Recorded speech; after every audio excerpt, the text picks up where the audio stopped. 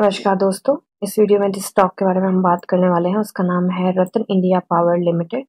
ये स्टॉक 15.10 के प्राइस पे ट्रेड कर रहा है। मार्केट में इसने 4.86% का अप मूव दिया है फ्राइडे को। मार्केट कैप है इसकी 8,109 करोड़ की। मोटर होल्डिंग 44.10 है। बुक वैल्यू इसकी 8.13 है। डिविडेंड ही स्टॉक देता है, फेस वैल्यू 10 है। फंडामेंटल वीडियो में ऑलरेडी बना चुके हैं, प्लेलिस्ट में ऐड कर दूंगी, आप देख सकते हैं। अभी के लिए देखें तो स्टॉक 50 एंड 200 डीएमए दोनों से ऊपर ट्रेड कर रहा है, जो कि एक अच्छी बात है। पी रेशियो यहाँ पे मेंशन नहीं है, मैं आपको बता नहीं पाऊंगी। अगर किसी को जाननी हो फिर भी तो मैं कैलकुलेट करके जरूर बता दूंगी। सेल्स एंड मार्जिन की बात करें तो यहाँ पे ग्रॉस प्रॉफिट मार्जिन यहाँ पे 29 पे है एंड ऑपरेशन प्रॉफिट मार्जिन 22 पे है एंड नेट प्रॉफिट मार्जिन 3.36% पे है। Sales quarter on quarter increase करी है। रिजल्ट अगर वैसे देखा जाए नेट प्रॉफिट के हिसाब से तो रिजल्ट बहुत अच्छा आया है, लाइक बहुत ही ज्यादा अच्छा आया है। बट अगर यहाँ पे डीपली अगर चेक किया जाए तो यहाँ पे थोड़ा सा हम डिस्कशन कर लेते हैं। फिर भी अगर देखा जाए तो रिजल्ट अच्छा ही आया है। सेल्स की बात करें, sales quarter on quarter increase हुई है, एक्सपेंसेस भी इंक्रीज ही हुए हैं एंड यहाँ पे ऑपरेटिंग प्रॉफिट जो है वो भी काफी अच्छा देखने को नजर आया है। अब यहाँ पे ओपीएम जो है 21% था, 23% हो गया। यहाँ पे जो मेजर चीज है वो है ये अदर इनकम।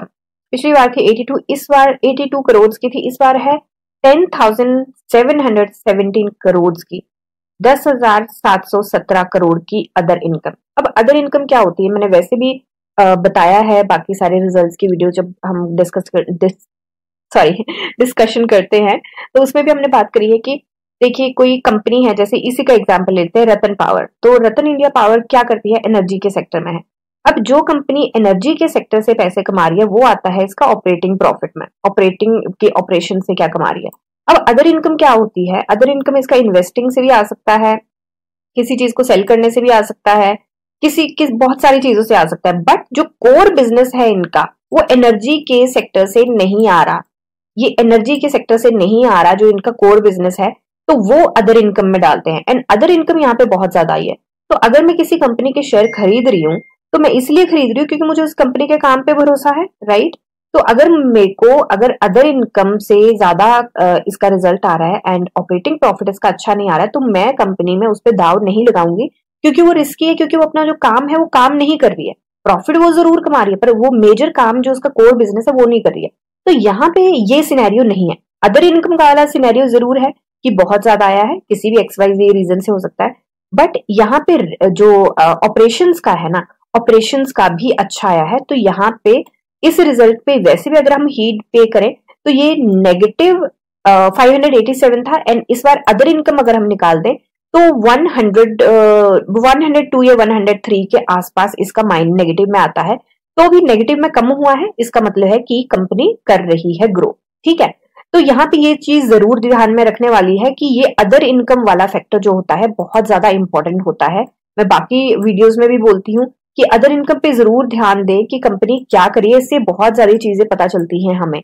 और ये नेट प्रॉफिट को देख के ही अगर चलना है तो एक डिफरेंट एस्पेक्ट हो जाता है, क्योंकि मुझे लगता नहीं है कि अगर आपको थोड़ी सी फंडामेंटल नॉलेज है तो सिर्फ, क्योंकि इसमें तो चलो कोई दिक्कत नहीं है, चल जाएगा ये, ठीक है, क्योंकि इसका ऑपरेटिंग प्रॉफिट अच्छा है। बट कई कंपनीज होती है जिनका ऑपरेटिंग प्रॉफिट यहाँ पे 2 या 3 आ जाता है और अदर इनकम यहाँ पे लाखों लाखों में हो जाती है, तो वो कंपनी का कोर बिजनेस नहीं सही चल रहा। तो इसलिए मुझे होता है कि थोड़ा सा उस कंपनी पे भरोसा कम किया जा सकता है, ठीक है। अब क्योंकि यहाँ पे नेट प्रॉफिट यहाँ पे ज्यादा हो गया है तो अर्निंग पर शेयर भी यहाँ पे बहुत सारे ज्यादा आ गई है। तो earning per share last time था नेगेटिव 1.09 एंड अभी है 19.86। तो थोड़ा सा इसमें मुझे लगता है कि वैसे तो ठीक है, क्वार्टर एंड क्वार्टर रिजल्ट बहुत अच्छा है अगर अदर इनकम को भी निकाल देंगे, बट थोड़ा सा इस पे अदर इनकम पे हीट पे करने की जरूरत है ऑफ कोर्स। तो अभी ईयर ऑन ईयर हम एक बार देख लेते हैं। सेल्स की बात करें तो सेल्स में छोटू सा इंक्रीमेंट है, एक्सपेंसेस की बात करें तो वो भी बड़े हैं एंड जो क्योंकि यहाँ पे सेल्स में छोटू सा हमारा इंक्रीमेंट आया है एंड एक्सपेंसेस में हमारा ज्यादा इंक्रीमेंट आया है, तो हमारा ऑपरेटिंग प्रॉफिट जो है वो 738 से 646 चला गया है, ठीक है। उसके बाद अदर इनकम की अगेन यहाँ पे आती है, यहाँ पे 328 था लास्ट ईयर में, इस बार है 10,976। तो ये भी बहुत फर्क पड़ता है क्योंकि अदर इनकम की वजह से ही यहाँ पे ये इतना ज्यादा आया है, 8,897 आया है। तो अगर अदर इनकम को यहाँ पे हटा देंगे तो ऑपरेटिंग प्रॉफिट के बारे में अगर बात करें तो मुझे नहीं लगता कि रिजल्ट कुछ खास अच्छा आया है ईयर ऑन ईयर। तो लॉन्ग टर्म में अगर हम देखें तो अब देखिए, अब मैं ये नहीं बोल रही कि ऐसा जरूरी है, बट अगर ये चलता रहा तो इसका मतलब कि कंपनी कोर काम नहीं चल रहा एंड अदर इनकम के भरोसे उसका रिजल्ट अच्छा आ रहा है। बट अगर ये कंपनी, क्योंकि कई बार ऊपर नीचे भी हो जाता है, ठीक है, ऑपरेटिंग प्रॉफिट जरूरी नहीं है कि हर बार ही अच्छा आना है। तो इस साल में कम है, हो सकता है अगली बार 900 आ जाए, 1000 आ जाए, ठीक है। तो जरूरी नहीं है कि इस बार ये हुआ है तो अगली बार भी ऐसा ही होगा। तो मुझे लगता है कि अभी कोर बिजनेस का थोड़ा सा हमें थोड़ा सा ध्यान देना चाहिए, क्योंकि ईयर ऑन ईयर इतना कुछ खास नहीं आया है। एंड उसी तरीके से अगर ये अदर इनकम वाला हम थोड़ा सा ये देख ले तो उसकी वजह से ये अच्छा आया है। नहीं तो अगर वैसे देखे तो मुझे लगता है कि रिजल्ट उतना अच्छा नहीं आया है ईयर ऑन ईयर, ठीक है। तो एक बार करके ही देख लेते हैं, हम इसको करते हैं। वैसे हालांकि टैक्स जो है वो 0 ही है एंड पिछली बार 1 था, तो एक बार इसको करके देखते हैं। 10,900, जस्ट अ सेकंड, 10,976 माइनस 8876, तो हमारा यहाँ पे रहता है 2100 का, यहाँ पे आता है हमारा, ठीक है, 2100 यहाँ पे बचता है। तो उस तरीके से अगर देखा जाए फिर तो नेगेटिव में आ गया ना यहाँ पे 2100। अगर हम इसको निकाल देते हैं, अदर इनकम को हम बिल्कुल डिलीट कर देते हैं यहाँ से, तो हमारा यहाँ पे नेगेटिव में आएगा। फिर ये अदर इनकम अगर हम निकाल दे तो यहाँ पे हमारा नेगेटिव में आएगा एंड नेगेटिव में 2100 आएगा। तो ईयर ऑन ईयर यहाँ पे 1870 था, यहाँ पे 2100 आ जाएगा। तो ईयर ऑन ईयर हमारा कुछ खास रिजल्ट नहीं आया है। बट अगर वैसे देखें हम, जस्ट सेकंड, अगर हम वैसे नॉर्मली देखें तो मुझे लगता है कि ठीक है, ओके। बट थोड़ा सा यहाँ पे हीट पे करने की ऑफकोर्स जरूरत है। अभी हम चलते हैं एक बार शेयर होल्डिंग पैटर्न की तरफ।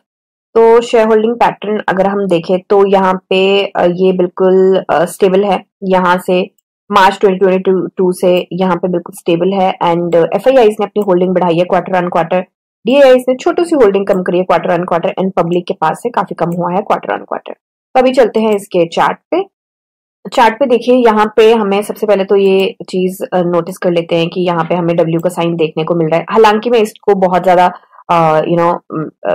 ज्यादा इंपॉर्टेंस नहीं देती, क्योंकि अगर ये थोड़ा सा नीचे चला गया तो फिर बोलेंगे एम का साइन बन रहा है, तो इसको बहुत ज्यादा मैं इंपॉर्टेंस वैसे तो नहीं देती हूँ। मुझे लगता है इससे अच्छा है कि कैंडल्स को रीड करें तो ज्यादा अच्छा रहेगा। तभी कैंडल्स को रीड करें तो कैंडल्स ने यहाँ पे अपर सर्किट में ही लॉक होने की कसम खाई हुई है। यहाँ पे वो कसम खा के चलिए कि हमने कुछ नहीं करना है, हम अपर सर्किट में लॉक होके चलेंगे। तो देखिए, अब यहाँ पे वॉल्यूम की बात करें तो रेड कैंडल पे हमें 332 मिलियन का वॉल्यूम आया था। स्टॉक को मतलब यहाँ पे सेलर्स के हाथ में जाता हुआ हमें दिखाई दिया था। बट उसके बाद रिजल्ट आ गया एंड रिजल्ट को देख के ऐसा हो गया कि ओके, ये रिजल्ट तो बहुत अच्छा आ गया है शायद, क्योंकि सारे नहीं बढ़ते हैं, बैलेंस शीट नहीं देखते हैं, तो उसकी वजह से ये अपर सर्किट में भी यहाँ पे लॉक हो गया। आई थिंक थोड़ा सा वो भी चीज है। वॉल्यूम की बात करें तो 11 करोड़ के आसपास का वॉल्यूम आया है हमारा वेडनेसडे को जब रिजल्ट आया था। उसके बाद 18 मिलियन का आया है। उसके बाद हमारा आया है 26.49 मिलियन का। एनएससी की बात कर रही हूँ, बट ये अपर सर्किट में ही लॉक होते गए, तो जितना ये वॉल्यूम ले सकता था उतना इसने लिया, उससे ज्यादा तो अब कैसे ही लेगा, ठीक है। तो अभी के लिए आरएसआई की बात करें तो आरएसआई इस टाइम आसमान छू रही है एंड डेली आरएसआई की बात करें 81.96 पे है। एक बार वीकली हम चार्ट चेक कर लेते हैं। तो वीकली चार्ट पे देखिए, हमें यहाँ पे पहले हमें मिला, यहाँ पे मारुओजो कैंडल मिली। उसके बाद मारुओजो तो नहीं बोल सकते बट क्योंकि इसकी विक काफी लंबी है एंड उसके बाद भी हमें मूव देखने को मिला है। तो देखिए, अभी ना हमें काफी अच्छे मूव देखने को मिले हैं। बट एक चीज और हमें यहाँ पे ध्यान में देने वाली है, वीकली चार्ट पे हमें यहाँ पे हैंगिंग मैन दिख रहा है। हैंगिंग मैन का मतलब होता है कि ट्रेंड का रिवर्सल आ सकता है। यहाँ पे लेके जाने की कोशिश कर रहे हैं सेलर्स नीचे, और उसके बाद फिर से वैसे हुआ तो ये ऊपर ही क्लोज है, बट ये हैंगिंग मैन है। नीचे अगर मिलता है, इसको हैमर कहते हैं, ये नीचे से ऊपर लेके जाता है। बुलिश मार्केट में जो हमें मिलता है, तो ये हमें बेरिश मार्केट में अगर हमें ये कैंडल मिलती है, यहाँ पे मिली है, तो ये होता है हमारा कि स्टॉक ऊपर जाएगा। यहाँ पे मिला है हमें, इसको हैमर कहते हैं, और ऊपर बुलिश मार्केट में हमें मिल जाए तो उसको हैंगिंग मैन कहते हैं। एंड हैंगिंग मैन का ट्रेंड रिवर्सल हो सकता है। तो वीकली चार्ट पे तो ये ट्रेंड रिवर्सल बता रहा है। वीकली चार्ट पे आरएसआई की बात करें तो 76.34 पे है एंड मुझे लगता है कि वीकली चार्ट को एनालाइज करके थोड़ा सा संभल के चलने की ऑफ कोर्स हमें यहाँ पे जरूरत है।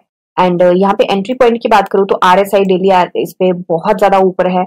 हालांकि अगर सिर्फ नंबर्स को देखें, इसके what you call this, result के सिर्फ नंबर्स को देखें तो बहुत ही फैसिनेटिंग लग रहे हैं, बट मुझे लगता है कि थोड़ा सा अगर ध्यान से मुझे लगता है चलना चाहिए थोड़ा सा ये 16 का जो हम काफी टाइम से टारगेट लेके चले हैं, 16-17 का, एंड मुझे लगता है कि यहाँ तक रीच करके थोड़ा सा कंसोलिडेट जरूर कर सकता है। काफी काफी हाई है, काफी उछाल खाया है इसने, एंड मुझे लगता है थोड़ा सा कंसोलिडेट होने की जरूरत भी है। यहाँ से देखें तो यहाँ से इसने लगभग लगभग यहाँ पे 70% के मूव दे दिए हैं, और वो कब से दिए हैं, अप्रैल लास्ट वीक से, मतलब इसने 2 महीने में इसने 70% के आसपास, 75% के आसपास के मूव दिए, जो कि बहुत बड़े मूव होते हैं। एंड इसने न्यू हाई भी बनाए हैं, बार बार लगातार बनाता ही गया है। इसके बाद कौन सी डेट के बाद यहाँ पे देख लेते हैं एक बार, ये 15 मई के बाद new high new high new high पे चला हुआ है। तो मुझे लगता है कि थोड़ा सा इसको सेटल होने की जरूरत बिल्कुल बनती है। तो हो सकता है कि थोड़ा सा ऊपर जाए उसके बाद सेटल हो, क्योंकि रिजल्ट आया है नया नया, तो हो सकता है कि थोड़ा सा ये हो। और आरएसआई उस पॉइंट पे डेफिनेटली है कि जहां से यहाँ से भी रिवर्सल ले सकती है, थोड़ा सा ऊपर जाके भी रिवर्सल ले सकती है।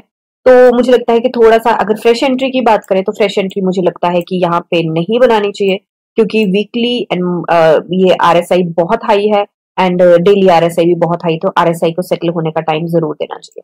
ठीक है, एंड वैसे भी इलेक्शंस का महीना है, उसके बाद मार्केट शूट अप तो ऑफ कोर्स करनी है, तो मुझे लगता है पहले ये सेटल हो जाए थोड़ा सा, उसके बाद निकले तो मुझे लगता है कि बड़े आराम से हम 25 के टारगेट इसमें अचीव कर सकते हैं। तो लॉन्ग टर्म मैं लेके चल रही हूँ 25 के टारगेट, और वो लेके चल रही हूँ कि आई थिंक, क्योंकि एक और चीज इसमें ध्यान में देने वाली है टारगेट से पहले, कि ये फिर से एसएम लॉन्ग टर्म स्टेज 4 पे चला गया है, बट इसको नहीं पड़ता फर्क। इसने कसम खाई है अपोज अगर मैं लॉक होने की, इसको फर्क नहीं पड़ता। जैसे ये SM4 में गया उसके बाद तो ये और भाग गया, राइट। तो इसमें देखिए, जिस स्टॉक ने भागना होता है ना, बहुत सारे ऐसे स्टॉक्स हैं जो फंडामेंटली टेक्निकली इतने स्ट्रांग हैं, नहीं भाग पा रहे। कुछ स्टॉक्स ऐसे हैं जो फंडामेंटली टेक्निकली उतने ज्यादा स्ट्रांग नहीं है, एंड लगता है कि ये बहुत ऊपर जा चुके हैं, आरएसआई बहुत हाई है, वो फिर भी भाग रहे हैं। तो स्टॉक मार्केट में ना कुछ लोग मुझे पूछते हैं कि ये स्टॉक कितने कितने टाइम में यहाँ तक पहुंच सकता है, या इस पॉइंट पे, मतलब फॉर एग्जाम्पल 150 पे कितने टाइम में पहुंचेगा, या ये 300 पे कितने टाइम में पहुंच सकता है, कौन से महीने में पहुंच सकता है। ये किसी को नहीं पता, किसी को भी नहीं पता, दुनिया में कोई भी नहीं बता सकता कौन से टाइम पे कब क्या होने वाला। वैसे नॉर्मल लाइफ जैसे होती है ना, किसी को नहीं पता क्या होने वाला है, नेक्स्ट सेकंड क्या होने वाला है। तो बिल्कुल शेयर मार्केट में वही लॉजिक लगता है, किसी को भी नहीं पता, कोई प्रिडिक्ट नहीं कर सकता। सिर्फ जो डेटा है उसको एनालाइज करके अपने ट्रेड को सुरक्षित रखने की कोशिश हम जरूर कर सकते हैं, पर किसी को नहीं पता क्या हो सकता है। कई बार ऐसा होता है कि जो सारे सिग्नल्स बोलते हैं कि ये ना अब ये स्टॉक जाएगा ऊपर, और नहीं जाता। और कई बार सारे सिग्नल्स ये बोलते हैं अब ये स्टॉक गिरेगा ही गिरेगा, और कॉन्ट्रा ट्रेड हो जाता है, स्टॉक ऊपर चला जाता है। तो बहुत सारी ऐसी चीजें होती है, तो थोड़ा सा मेरे को बस ये लगता है कि कॉन्शियस होके चले, और कोई दिक्कत की बात नहीं है। तो यहाँ पे ये जरूर है कि SM4 में है, 5% का प्राइस बैंड है, तो यहाँ पे अब टारगेट लेके चलना मुझे थोड़ा सा मशक्कत का काम लग रहा है, क्योंकि थोड़ी सी क्लैरिटी नहीं मिल पा रही है मुझे, एंड वैसे भी कोई ऐसी पुराना वो नहीं है कि जिसको मैं एनालाइज करके कर सकूं। तो अभी के लिए यही हम लेके चले हैं कि मंथ के एंड तक के तो यही हमारे टारगेट है कि ये हो सकता है, बट फिर भी मैं बोलूंगी फ्रेश एंट्री तो मुझे लगता है अभी मैं होती तो मैं यहाँ पे बिल्कुल भी नहीं बनाती। ठीक है, बाकी मैं 25 के टारगेट लेके चली हूँ, और टाइम मुझे लगता है कि ये 2 महीने के आसपास अगर सब कुछ सही रहता है, तो मुझे लगता है कि 2 मंथ्स के आसपास, 2 मंथ 60 डेज का टारगेट है, और मुझे लगता है कि ये 25 तक जा सकता है। एक बार लगा लेते हैं इसको, यहाँ पे 25 कितना परसेंट बनता है, तो 25 हमारा बनता है जी लगभग 65% के आसपास। तो मुझे लगता है कि जा सकता है 2 महीने। तो 2 महीने कितने होते हैं, जून जुलाई, जुलाई के एंड तक मुझे लगता है कि 25 पहुंच सकता है। बाकी अभी का जो डेटा है उसके हिसाब से लग रहा है, and rest you never know कि क्या हो सकता है। मार्केट का एक बार 4 जून को सब कुछ डिसाइड होने के बाद भी बहुत सारी चीजें क्लियर होंगी, तो उसके बाद हो सकता है हमें ये सारी चीजें इम्प्रोवाइज करनी पड़े। ठीक है, तो ये मेरी एनालिसिस है, कोई बाय सेल होल्ड की रिकमेंडेशन नहीं है। आप अपनी एनालिसिस कीजिए, जाने समझे पढ़िए और फिर इन्वेस्ट करिए। मिलते हैं नेक्स्ट वीडियो में, तब तक के लिए शुक्रिया एंड हैप्पी इन्वेस्ट।